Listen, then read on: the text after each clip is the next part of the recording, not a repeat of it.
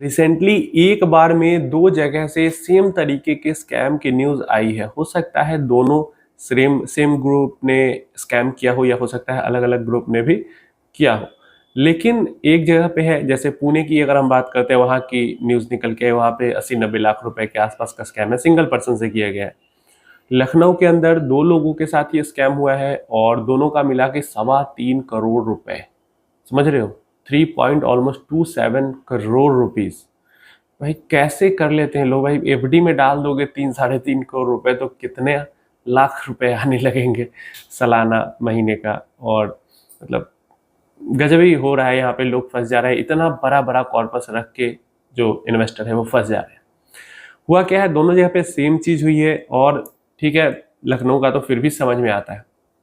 पुणे का केस जिसके साथ हुआ है, वो इंसान भाई वो साइबर सिक्योरिटी के लिए वर्क करता है, मतलब सुरक्षा करता है साइबर अटैक से। कंपनीज का एक प्राइवेट कंपनी के लिए काम करता है। तो जो जो बंदा साइबर सिक्योरिटी में काम कर रहा है, इस सेक्टर, इस डिपार्टमेंट में है, उस बंदे के साथ फ्रॉड हो जा रहा है, स्कैम हो जा रहा है ये इन्वेस्टमेंट को लेके।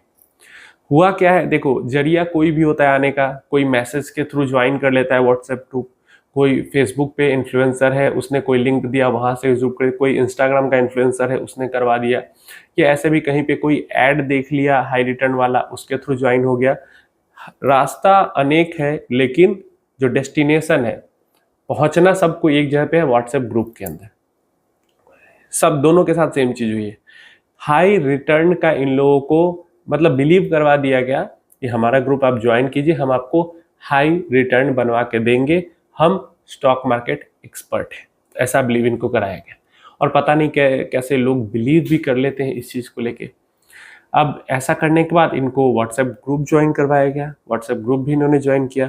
हो क्या रहा है ना कि इस तरीके का जो स्कैम होता है उसमें पहले पैसे की मांग नहीं की जाती, इसलिए लोगों को यही लगता है कि कोई अगर पैसा लेके हमें ट्रेडिंग के लिए बता रहा है तो मतलब वो स्कैम कर रहा है। नहीं भाई, आजकल स्कैम का लेवल बढ़ चुका है। कैसे बढ़ चुका है और क्या हुआ है वो समझ लो। 1 रुपया भी मांगा नहीं गया किसी से, व्हाट्सएप ग्रुप इनको ज्वाइन करवाया गया।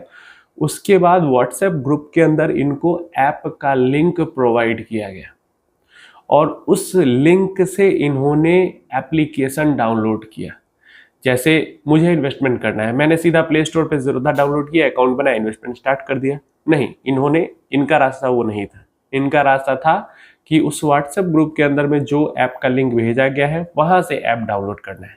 ऑब्वियस सी बात है, वो ऐप स्टोर का ऐप नहीं था, तो वो लिंक से जो वो ऐप डाउनलोड कर रहे हैं वो रियल है, फेक है, क्या है, किसी चीज़ की कोई गारंटी नहीं, कोई जानकारी नहीं थी। उसके बाद भी कोई भी अनजाना सा ट्रेडिंग या ब्रोकिंग ऐप तो हमें कभी भी डाउनलोड ही नहीं करना चाहिए जिसके बारे में पहले कभी सुना ही नहीं है। समझ रहे हो? अगर कोई ऑफर वगैरह भी आ रहा है तो एक बार रिसर्च कर लो न्यूज़ में कि कहीं पे वो कुछ है भी, काम कर रही है या नहीं कर रही। तो इन्होंने डाउनलोड कर दिया। डाउनलोड करने के बाद ये लोगों ने पैसा, मतलब सोचो, एक का 80-90 लाख गया, एक इधर दो लोगों का तो 3.25 करोड़, 3.25 करोड़ रुपए उन्होंने इन्वेस्ट कर दिए उस फेक ऐप के थ्रू। और तब तक उनको थोड़ा सा भी अंदाजा नहीं हुआ कि ये फेक ऐप है और मेरा पैसा स्टॉक मार्केट में इन्वेस्ट नहीं हो रहा है इसके थ्रू, हमें बस डमी सामने से दिखाया जा रहा है। बैकएंड में पैसा किसी और के बैंक अकाउंट में जाके पैसा निकल भी और खर्च भी हो चुका है, ये जानकारी ही नहीं था। 6 महीना, साल भर तक ये सिलसिला चला। और मतलब कम से कम ट्राई तो कर लेना चाहिए। ठीक है, 3 करोड़ नहीं जाता, अगर 1 करोड़ तक ही पहुंच के विड्रॉ का ट्राई कर लेते तो बाकी के 2-2.25 करोड़ बच जाते। स्कैमर्स के लिए तो 50 लाख भी बहुत है, 50 लाख ही इन्वेस्ट करके विड्रॉ करके देख लेते। तो हुआ क्या कि जब ये 3-3.25 करोड़ तक पहुंच गए, क्योंकि 10-20 हजार आपको लेना देना वो करने देंगे, बड़ा अमाउंट में वो ब्लॉकेज डालते हैं।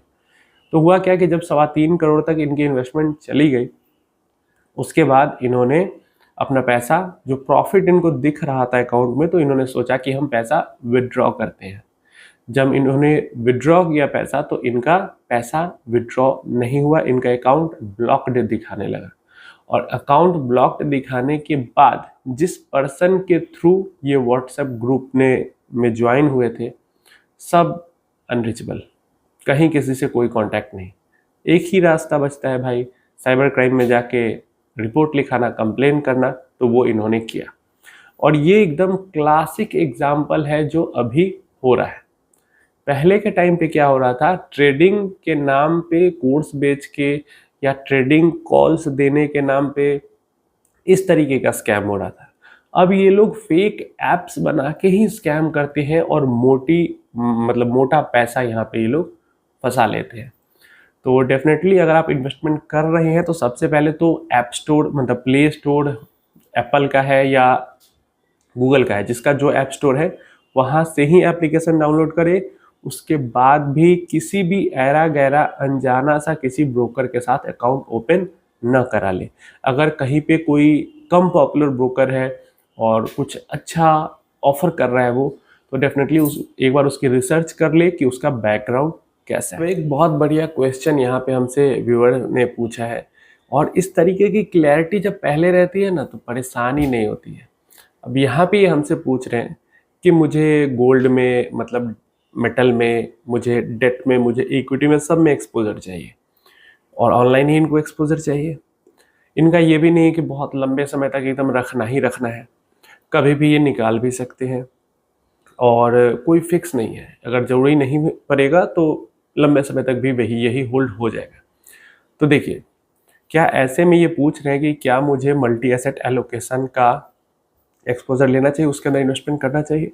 अब देखिए, मेरे मायने में मेरी जो राय है उसमें डेफिनेटली मल्टी एसेट एलोकेशन ऐसे सिनेरियो में सेफेस्ट प्ले हो जाता है, क्योंकि मिनिमम 10% के आसपास तो वैसे भी पोर्टफोलियो में अगर नहीं है फिजिकल मेटल का एक्सपोजर तो रखते ही हैं। और डेट के अंदर भी ठीक ठाक सा एक्सपोजर, कहीं कुछ अलग डेट का एक्सपोजर नहीं है तो ऑनलाइन ही रहता है। मतलब ऑनलाइन में भी अगर एफडी वगैरह नहीं है तो फिर इधर ही फंड्स में ही रहता है, डेट फंड्स में।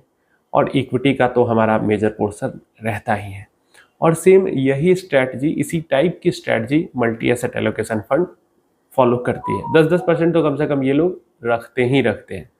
तो ऐसे में अगर मल्टी एसेट फंड हम रख लेते हैं तो हम इस झंझट से आज़ाद हो जाएंगे। क्या हमें इक्विटी, डेट, मेटल सबको के अंदर अलग अलग इन्वेस्टमेंट नहीं करना होगा? देखिए, जो लोग अलग अलग करना चाहते हैं, जो चाहते हैं कि नहीं सब कुछ सारी बागडोर मेरे हाथ में हो, उनके लिए मल्टी एसेट एलोकेशन फंड अच्छा नहीं है। लेकिन जो चाहता है कि नहीं मैं इस झंझट से आज़ाद रहूँ, सब फंड मैनेजर खुद करे, उसके लिए फिर मल्टी एसेट फंड अच्छा हो जाता है। आगे चल के कभी SWP करने का मन किया तो मल्टी एसेट उसके लिए भी अच्छा हो जाता है, अगर लेस देन 4%, लेस देन 5% का SWP करते हैं ईयरली। तो ये सब मायने में अगर देखें तो मल्टी एसेट फंड अच्छा हो जाता है। तो देखिए, एक ही कैटेगरी है। अब जैसे इसमें मैंने बोला कि अच्छा है, किसी वीडियो में मैं कहूँगा कि अच्छा नहीं है, तो अलग अलग इंसान की जो नीड होती है उसके अकॉर्डिंग कोई कैटेगरी सही है या नहीं है होता है। किसी कैटेगरी को हम एक साथ जनरलाइज नहीं कर सकते कि हाँ ये अच्छा है या बुरा है। कुछ लोगों के लिए ETF अच्छा हो सकता है, कुछ लोगों के लिए बुरा हो सकता है। कुछ लोगों के लिए कंजर्वेटिव हाइब्रिड फंड अच्छा हो सकता है, कुछ लोगों के लिए बुरा हो सकता है। कुछ लोगों के लिए फ्लेक्सी कैप अच्छा हो सकता है, कुछ लोगों के लिए बुरा हो सकता है। कुछ के लिए स्मॉल कैप अच्छा हो सकता है, कुछ के लिए बुरा हो सकता है। डिपेंड करता है कि नीड क्या है इन्वेस्टर की।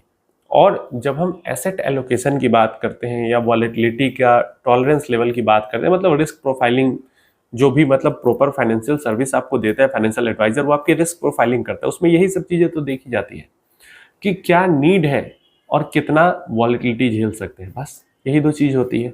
तो आपकी जो नीड है उसके according multi asset allocation definitely अच्छी चॉइस हो जाती है।